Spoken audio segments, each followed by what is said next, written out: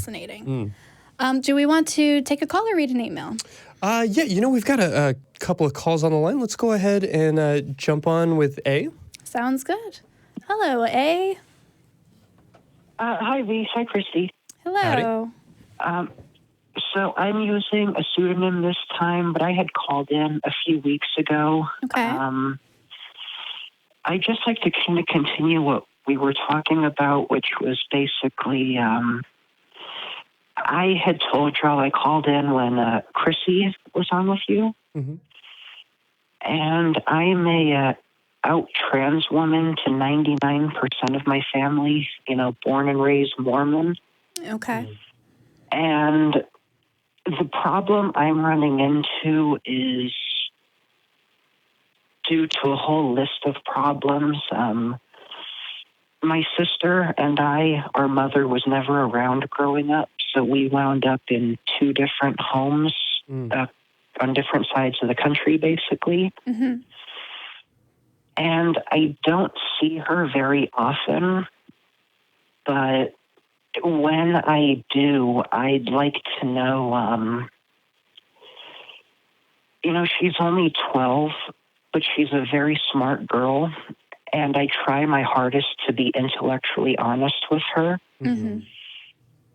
And I'd just like to know, because I came from that background as well, and I know what the church teaches the youth about the queer community. Yeah. Sure.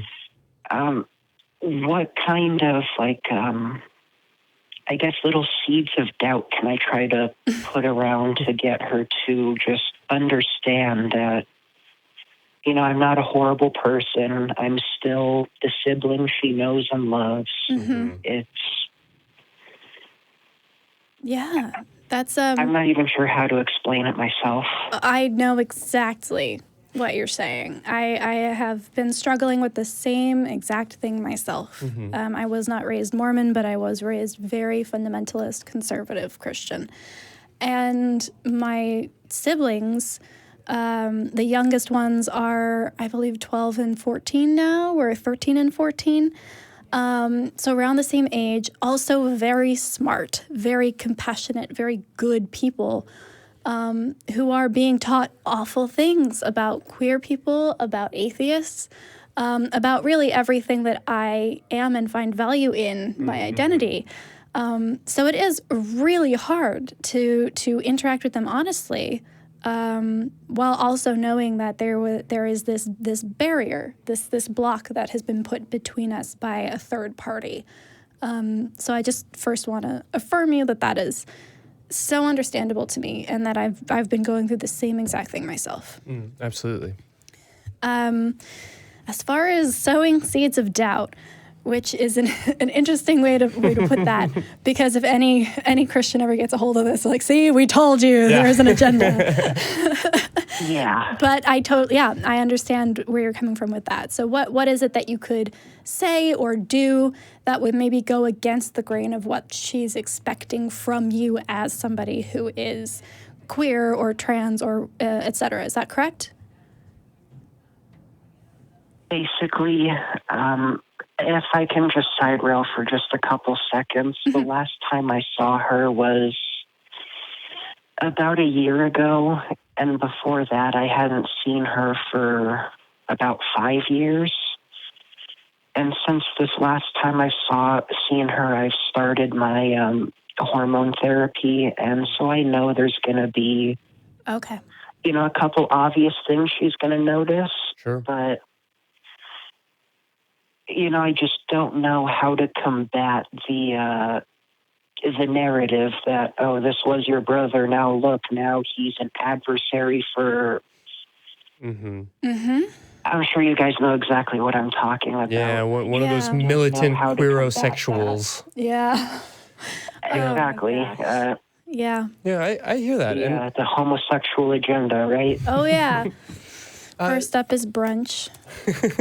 But, I feel that deeply. I think for me, it really starts with not necessarily the, let's sit down and have a conversation kind of thing. Right. It's more about just providing the opportunity or the idea that there could be any other way. You know, so I have an 11-year-old at home, and I don't want to like get into this position of like lecturing or telling him what is what or this or that. And he does believe in God, or at least his young conceptualization of a God. And one of the ways that I sort of have conversations with him is not to, like when he first told me, you know, oh, I believe in God, I said, okay, great. Which one? And that in and of itself just sort of suggested that, hey, not everybody believes that there is this singular, like Abrahamic God. Right. And when we have conversations about gender or about sexuality or these different types of things, you know, he's 11. I'm not in a place where I'm really wanting to lecture him or tell him, you know, all of these things. But I just try to make sure to leave open the possibility that there is more than one way to be. And another thing that's very easy to do, unfortunately, because of the nature of the personification that we receive as atheists, as queer people, as being these horrible, conniving, moral-less people who can't love and can't feel joy and all of these things. It's very easy to combat that by just being a good, kind, caring person. So something as much as just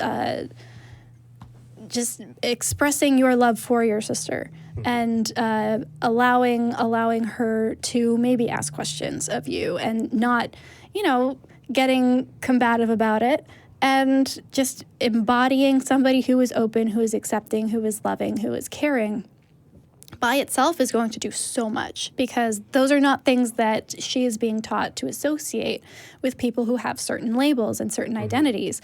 And the existence of you in her life, in any capacity, whether you see her often or not, is going to alter the way that she sees everybody else.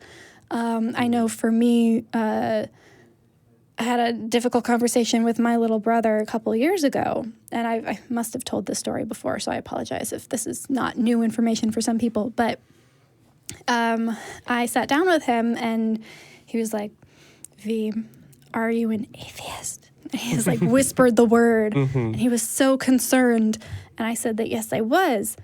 And he said, well, what Bible do you read? Like, we all had this one book that we considered sacred. And I explained to him that atheism didn't have a book. It wasn't a religion. All it meant, the only used to be thing Harry that it Potter, meant, and then we had to throw that out. right? Apparently. But I told him the only thing that an atheist was someone who didn't believe God was real. And he just relaxed visibly. His shoulders dropped from up here. He was like, oh. I was like, yeah. And then we talked about other stuff. And it was a totally chill conversation after that. And it was great, but it also made me realize that he had been told some not true things about what atheists were. Sure. So being willing to answer questions if she has them in a way that educates gently, and just embodying somebody who expresses love and joy and all of these emotions that they've been told we can't express or feel or give to other people. That by itself is going to be so influential and so impactful. And it doesn't mean it's going to be easy either. That's a lot to put on yourself. You know, that's a lot to ask of you, to put yourself in a position where you might honestly get hurt. But if your goal is to sow those seeds of doubt and to embody another option, another way of looking at the world for your little sister, that would be my suggestion on how to go about that. Yeah, the last thing I think I have to say, just putting my therapist hat on a little bit, is you don't have to share everything. Certainly, you know, we would love to live in this world where you could have open, honest, fulfilling communication, but I understand that there's a lot of pressure on that, and there's not really that opportunity for you at this moment. So you don't have to share everything. You don't have to lecture. You don't have to get all that information out there. But I would, as much as you feel safe doing, as much as you possibly can, I would really urge you not to say anything that isn't true. You know, you don't have to give the whole truth. You don't have to tell everything. You don't have to say things that aren't age appropriate or that parents don't want them to hear. But I would really encourage you not to say anything that's factually inaccurate, because kids may not know that they're being lied to, but they'll often pick up on that dissonance, on that disconnection between what they are seeing and understanding versus what they're being explicitly told. And that can lead to so much confusion and manipulation and gaslighting that it's really hurtful. Yeah, and going back to that, if they can tell when they're being lied to or not being told the whole truth. Mm-hmm. So if they know that you are a place they can go to get honesty, and this place that they are going to church or with their family or wherever it is that they're getting these other ideas that aren't quite sitting right, you are, again, put in a very good position to be that person that they can come to with their questions, with their doubts, with anything that they can't talk about in their other space. Mm-hmm. One of my siblings, I have that relationship with, and it's beautiful because they're like, I can't talk about these things with anybody else, but I can come to you and we can have these conversations, and it means so much. And I'm able to share with them as well in a way that I can't with my other siblings. So yeah, just being honest, being open, being a person that they know that they can come to with questions, with doubts, without judgment, is going to be so important. Absolutely. So I hope that sets the stage. I know that it's a lot of kind of vague generalities and sort of loose principles that doesn't really give you much of a like rubber meeting the road game plan. But I hope that you can kind of take that and apply it to these conversations, into this relationship. Absolutely. Well, we hope it goes well, especially if this is like a looming, impending Christmas trip.